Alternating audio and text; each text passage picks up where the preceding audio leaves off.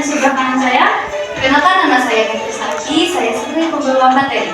Perkenalkan, saya Fitri Alfiani sebagai penjawab pertanyaan. Perkenalkan, saya Sipadini Amrini sebagai penjawab pertanyaan. Perkenalkan, nama saya Saifullah, saya sebagai penjawab pertanyaan. Perkenalkan, nama saya Rijal sebagai penjawab pertanyaan.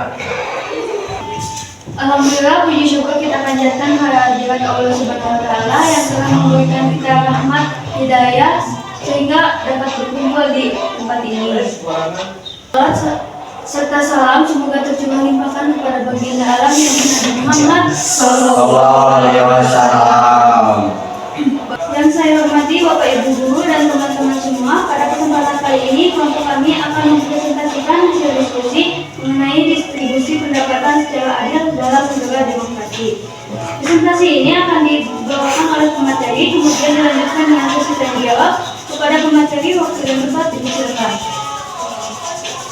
Terima kasih kepada moderator atas kesempatannya kepada kali hari ini. Assalamualaikum warahmatullahi wabarakatuh. Waalaikumsalam warahmatullahi wabarakatuh. Ibu, Bapak Guru, dan teman-teman yang saya hormati, pada kesempatan kali ini saya akan menjelaskan secara sederhana tentang distribusi pendapatan secara adil dalam negara demokrasi. Oke, jadi teman-teman, kalau kita ngomongin pendapatan yang adil, itu sebenarnya dekat banget dengan kehidupan sehari-hari. Kita pasti sering lihat ada orang yang kehidupannya sudah sangat layak, tapi ada juga yang masih kesulitan memenuhi kebutuhan dasar. Nah, kenapa ini bisa terjadi dan apa yang bisa dilakukan pemerintah? Itu semua yang akan kita bahas pada materi ini. Jadi sebelum saya memasuki materi, saya akan menjelaskan dulu terlebih dahulu seperti latar belakangnya, terus rumusan permasalahan, analisis masalah, yang terakhir solusi.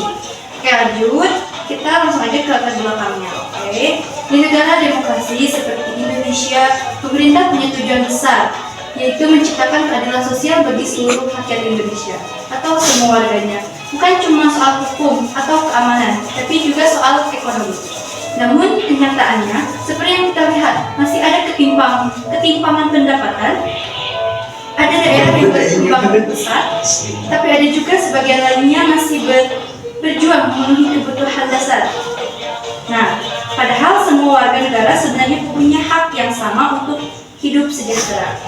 Nah, jadi permasalahan yang menjadi fokus kelompok kami yaitu bagaimana cara pemerintah menciptakan distribusi pendapatan yang adil bagi seluruh masyarakat. Nah, jadi kita sudah menganalisis identifikasi informasi, yaitu semua warga negara berhak hidup sejahtera. Pemerintah wajib membantu masyarakat yang kurang mampu. Lanjut, ketimpangan ekonomi bisa memicu masalah sosial seperti pengangguran dan kemiskinan. Oke, sekarang kita analisis. Ketimpangan terjadi karena beberapa faktor, misalnya perbedaan akses pendidikan, lapangan kerja yang tidak merata, pembangunan yang tidak seimbang antar daerah.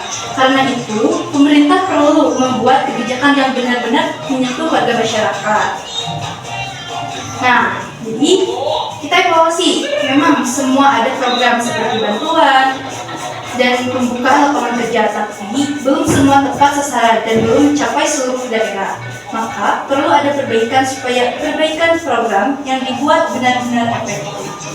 Nah, jadi kita memerlukan solusi. Nah, jadi kita ambil solusi itu dari Pancasila dan Undang-Undang Dasar 1945.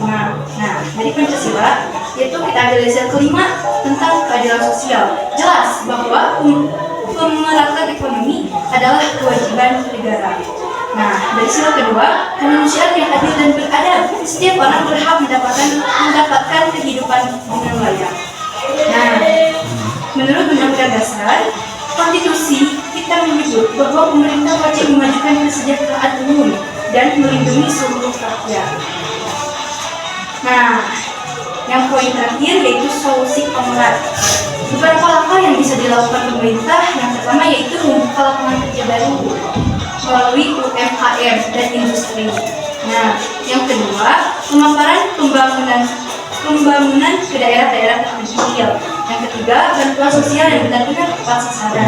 Yang keempat, pelatihan keterampilan supaya masyarakat punya skill dan bisa bersaing. Yang kelima, memberi modal dan pembinaan kepada UMKM. Dan yang terakhir, kebijakan pajak yang adil. Nah, ini teman-teman semuanya, kita cari kesimpulan saja. Pemerataan pendapatan itu penting banget untuk menjaga stabilitas sosial dan kesejahteraan masyarakat. Pemerintah perlu membuat kebijakan yang adil dan tepat sasaran. Namun masyarakat juga perlu ikut berpartisipasi dengan begitu. Cita-cita Pancasila dan UUD 1945 tentang keadilan sosial benar-benar terwujud.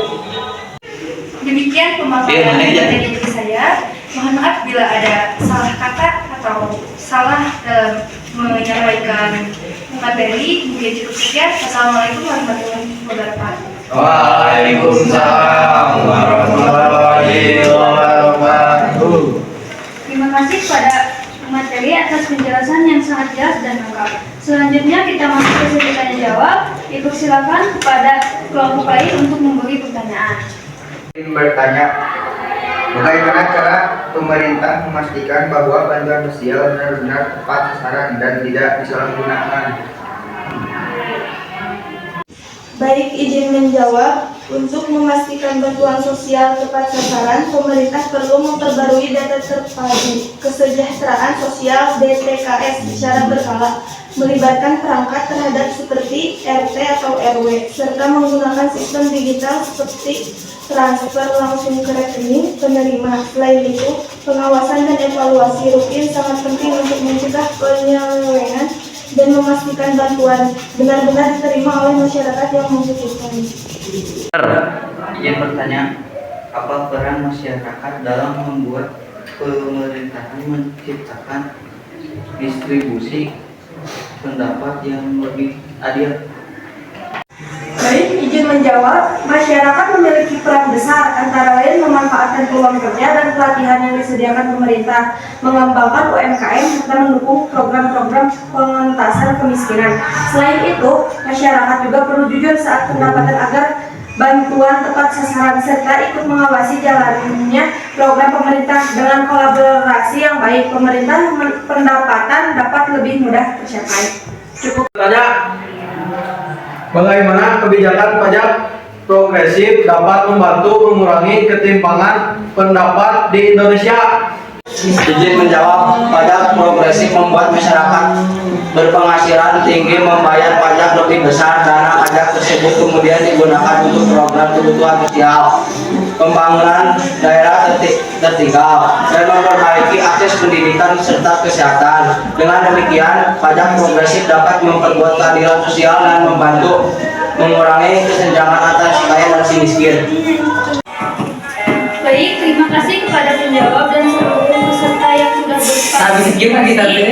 Dengan ini presentasi dari kelompok ini akhiri. Mohon maaf bila ada kesalahan dalam menyampaikan materi atau kata-kata yang tidak benar. Mohon dimaafkan. Wassalamualaikum warahmatullahi wabarakatuh.